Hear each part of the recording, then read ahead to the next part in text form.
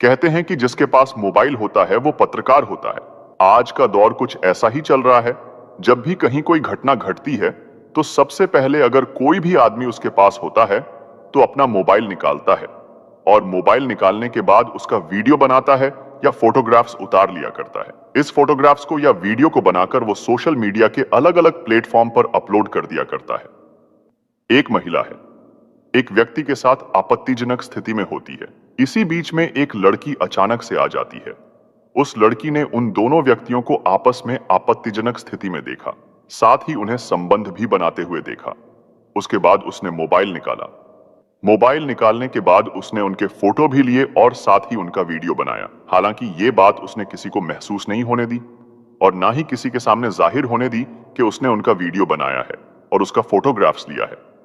लेकिन ना जाने क्यों सामने वाले को ऐसा लग रहा था कि उसकी जो पोल है वो खुल चुकी है और इसी बात पर इसी वजह से एक कत्ल हो जाता है। कत्ल इतना भयानक होता है कि जब लोगों को इस घटना के बारे में पता चला तो लोगों को यकीन नहीं हुआ कि उस महिला ने इतने शातिर तरीके से एक नहीं बल्कि डबल गेम खेला है। दोस्तों, आज की जो सच्ची घटना हम आपको सुनाने जा रहे हैं, ये सच्ची घटना उत्तर प्रदेश के जिला बागपत की है और इसी बागपत में एक गांव लगता है सिसाना। दरअसल हम बात कर रहे हैं 2 नवंबर 2023 की सुबह करीब 8 बजे के आसपास, जब लोग अपने खेतों की तरफ निकल रहे थे, जा रहे थे, तो गांव का एक शमशान घाट है। शमशान घाट से थोड़ी दूरी पर एक कूड़ा घर बनाया हुआ था। उसकी 4 दीवारी की हुई थी। लोग ज्यादातर अपना कूड़ा उसी में डाला करते थे। इसी बीच जब लोग जा रहे थे तो रास्ते में चलते लोगों को कुछ दुर्गंध आ रही थी, यानी बदबू सी आ रही थी। ग्रामीणों को कुछ शक हुआ तो ग्रामीणों ने उस कूड़ा घर में जब झांक कर देखने की कोशिश की तो उसमें आग लग रही थी। एक सूंटकैस रखा हुआ है, सूंटकैस के अंदर आग लग रही थी और जैसे ही ग्रामीणों ने करीब से झांकने की कोशिश की तो उन्होंने देखा कि एक महिला की लाश है जो जल रही है, उसमें आग लगी हुई है। इसी बीच उनमें से एक बंदा अंदर कूद जाता है, अपना मोबाइल निकालता है। मोबाइल निकालने के बाद एक वीडियो बनाता है, फोटो भी खींच लेता है और फिर फोटोग्राफ्स वीडियो लेने के बाद फिर वो जोर जोर से चीखता है, चिल्लाता है, शोर मचाता है। जैसे ही ग्रामीण उसकी चीखें, उसका शोर सुनते हैं, जो आसपास के गांव थे वहां तक भी ये बात पहुंच जाती है। और अब ये बात केवल सिसाना गांव में नहीं थी बल्कि सिसाना गांव के आसपास में जो गांव थे वहां तक पहुंच जाती है। लोगों को लगा कि पता नहीं किसी की बेटी या किसी की बहू को मार करके हत्या करके उसकी बॉडी को सूटकेस के अंदर रखते हैं और फिर सूटकेस में आग लगा देते हैं। सबसे पहले पुलिस को सूचना दी जाती है, लेकिन कई बार कोशिश करने के बाद भी पुलिस तक बात पहुंच नहीं रही थी। तो ग्रामीणों ने 112 नंबर पर फोन किया। जब 112 नंबर से सफलता नहीं मिलती है तो नजदीकी पुलिस चौकी को फोन किया जाता है। उनको बताया जाता है कि सिसाना गांव के एक कूड़े घर के अंदर एक बॉडी जल रही है, आप जितनी जल्दी हो सके उतनी जल्दी आ जाइए। पुलिस मौके पर आती है और मौके पर आने के बाद यह पुलिस पता लगाने की कोशिश करती है और जिस व्यक्ति ने वीडियो बनाया था उस जलते हुए सूटकेस का उस वीडियो को वायरल भी किया जाता है। उन फोटोग्राफ्स को भी वायरल किया जाता है ताकि कोई भी व्यक्ति, कोई भी आदमी, कोई पुरुष ये बता सके कि यह उसकी बेटी है या उसकी बहू है। लेकिन 1-2 नहीं बल्कि 24 घंटे से ज्यादा का वक्त बीत जाता है और उसके बाद भी ये पता नहीं चलता कि आखिरकार ये कौन है, किसकी बॉडी है। अब आसपास के जितने भी गांव थे या पूरा बागपत है, हर किसी के मन में, हर किसी दिमाग में एक ही सवाल था कि आखिरकार लड़की कौन थी, किसने आखिर इसकी हत्या की है, किसने आकर इसको यहां जलाया है। कुछ इस तरह के सवाल थे। इन सवालों का जवाब ना केवल पुलिस जानना चाहती थी बल्कि ग्रामीण भी जानना चाहते थे और हर किसी की उत्सुकता होती है। पुलिस को कई दिन बीतने के बाद भी कोई सबूत हासिल नहीं हो रहा था। ना ही किसी ने आकर यह दावेदारी की कि ये उनकी बेटी है या बहू है। तो आखिरकार पुलिस अपने तरीके से ही काम करना शुरू कर देती है। अब यहां सर्वेलांस टीम को बुलाया जाता है, डॉग स्क्वाड को भी बुलाया जाता है और फिर पुलिस की जो कई अन्य टीमें होती हैं वो भी आकर यहां पर फिंगरप्रिंट वाली टीम भी आती है। ये सभी टीमें आकर यहां जांच पड़ताल करती है, लेकिन कोई सफलता जब नहीं मिलती और फिर पुलिस को ये एक सूचना मिलती है कि फलां रास्ते पर एक जगह एक सीसीटीवी कैमरा लगा हुआ है, वहां से शायद आपको कुछ सुराग या सबूत मिल सके। अब पुलिस ने उस सीसीटीवी कैमरों को खंगालना शुरू किया तो उसमें हरियाणा के एक प्लेट नंबर की गाड़ी होती है। स्विफ्ट डिजायर जो उस रास्ते से गुजर रही थी। अब पुलिस ने उस नंबर की गाड़ी को ट्रेस करके निकाला। निकालने के बाद उसे देखा। आस-पास के गांव के लोगों से पूछा कि ये गाड़ी किसकी है या किसी रिश्तेदार की है। अगर कोई इसके बारे में जानता है तो उसके बारे में जानकारी दी जाए। लेकिन किसी ने भी उस गाड़ी के ऊपर दावेदारी नहीं की और किसी ने भी यह नहीं कहा कि ये हमारे रिश्तेदार की है या फिर हमारे घर पे खड़ी होती है। उस गाड़ी पे जो हरियाणा के सोनीपत का नंबर लिखा हुआ था, पुलिस उस नंबर के आधार पर सोनीपत पहुंचती है। वहां जाने के बाद गाड़ी के मालिक से बातचीत करती है और गाड़ी मालिक से जब बातचीत की जा रही थी तब गाड़ी मालिक कहता है कि उसकी गाड़ी यानी कि 1 नवंबर 2023 को उसका एक रिश्तेदार होता है। उसका रिश्तेदार इस गाड़ी को मांग कर ले गया था। अब पुलिस उस रिश्तेदार की तलाश करना शुरू कर देती है। उस रिश्तेदार का नाम पवन होता है। अब पुलिस ने जब पवन की तलाश की, उसका जो एड्रेस और उसके मोबाइल नंबर की लोकेशन वगैरह निकालना शुरू किया, उसकी सीडीआर वगैरह निकलवाने की कोशिश की, तो वो कई लोगों के संपर्क में होता है। ना केवल संपर्क में होता है बल्कि उसकी लोकेशन भी यहीं की पाई जाती है, इसी घटना के एरिया पाई जाती है। अब पुलिस ने चारों तरफ जाल बिछाया।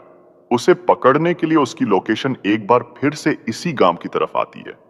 पुलिस ने उसे घेर कर रोकने की, उसे पकड़ने की कोशिश की, लेकिन उसने पुलिस को देखते ही गोली चला दी और पुलिस को जवाबी कार्रवाई में अपनी आत्मरक्षा में गोली चलानी पड़ी तो गोली उसकी टांग में लग जाती है और जैसे ही गोली टांग में लगती है तो पवन गिर जाता है।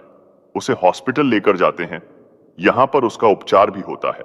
साथ ही उससे पूछा जाता है कि पूरा माजरा क्या है।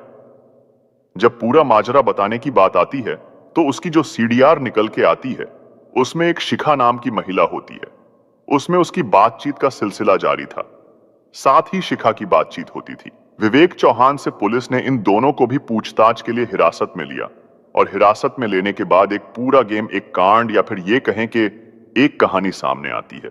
दरअसल मरने वाली जो लड़की थी जिसकी बॉडी जलाई गई थी, उसका नाम था मनीषा चौहान उर्फ मिनी, जो कि एक नोएडा की मल्टीनेशनल कंपनी में जॉब किया करती थी।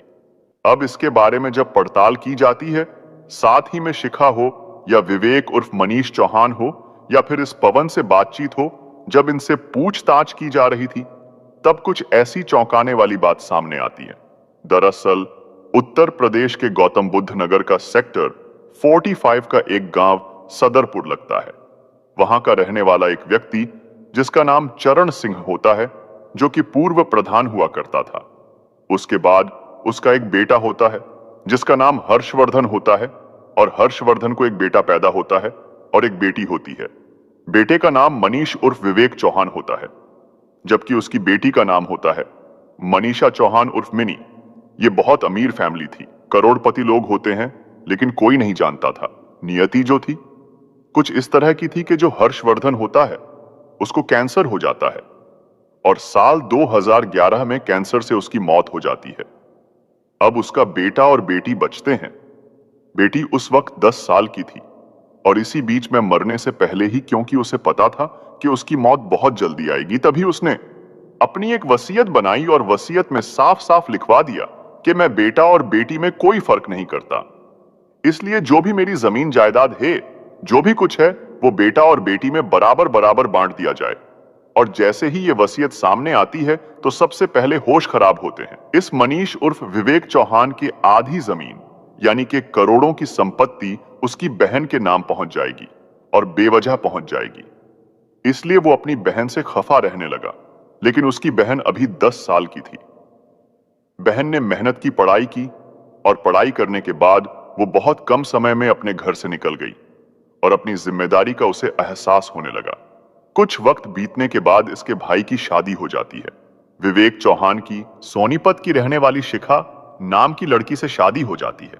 लेकिन ये कोई नहीं जानता था कि शिखा का पूर्व में ही शादी से पहले ही एक लड़के यानी कि पवन कुमार से अफेयर होता है और उसके साथ उसकी आपत्तिजनक स्थिति में कभी उन्होंने आपस में एक दूसरे के साथ बहुत बहुत गहरे रिश्ते में थे।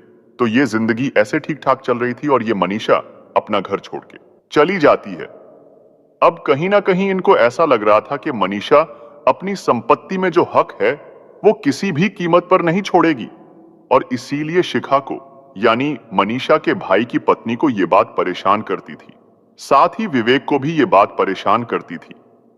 लेकिन विवेक इस बात को नहीं जानता था कि उसकी पत्नी का यानी कि शिखा का शादी से पहले ही पवन कुमार के साथ अवैध संबंध है।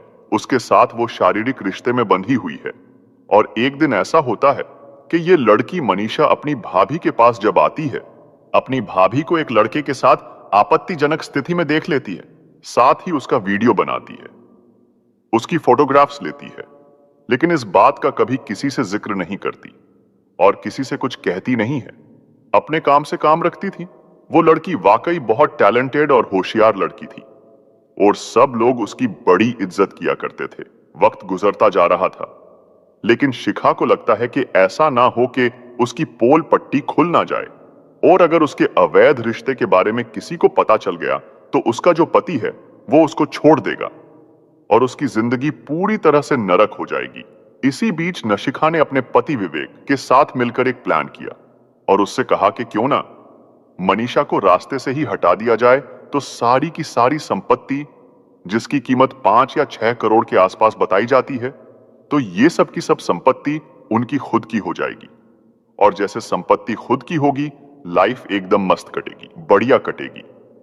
और शिखा के रास्ते में जो कांटा है उसके अवैध संबंध की पोल खुलने का, वो भी हमेशा के लिए निकल जाएगा।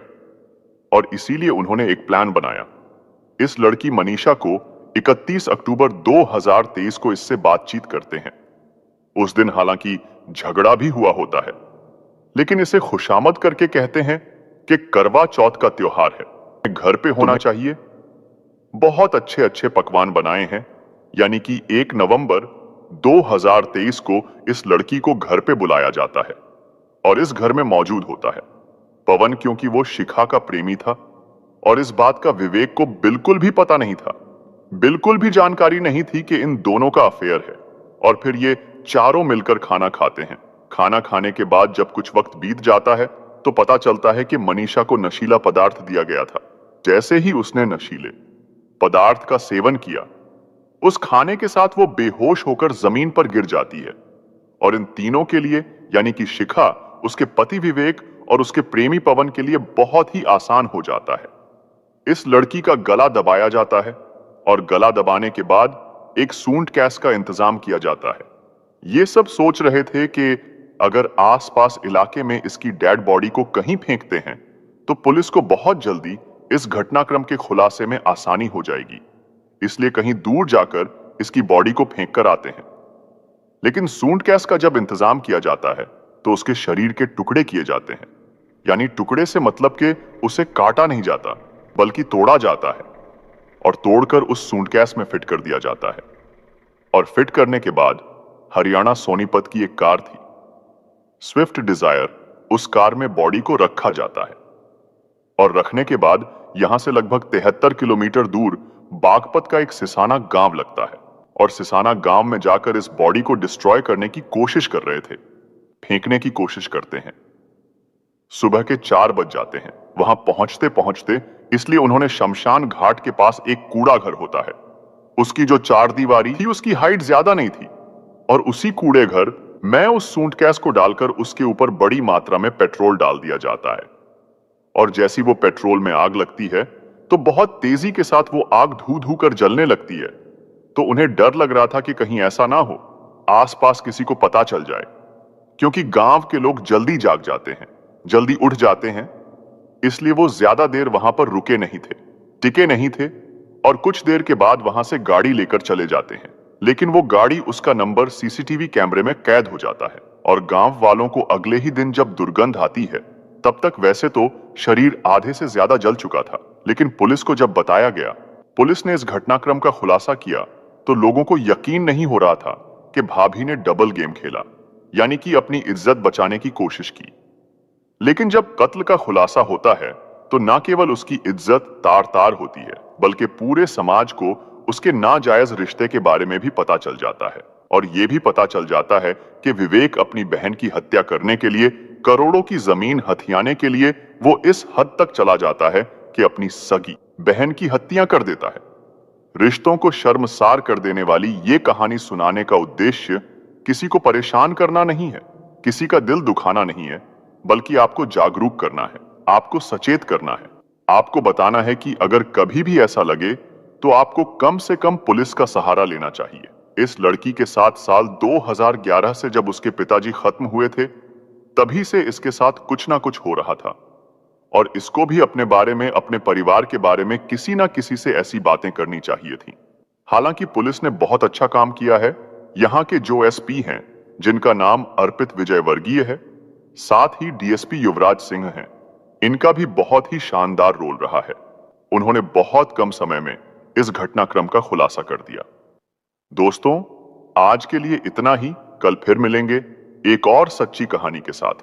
तब तक आप हमारे चैनल को सब्सक्राइब करके बेल आइकॉन को ऑन कर लें, ताकि हमारी हर वीडियो आप तक आसानी से पहुंचती रहे।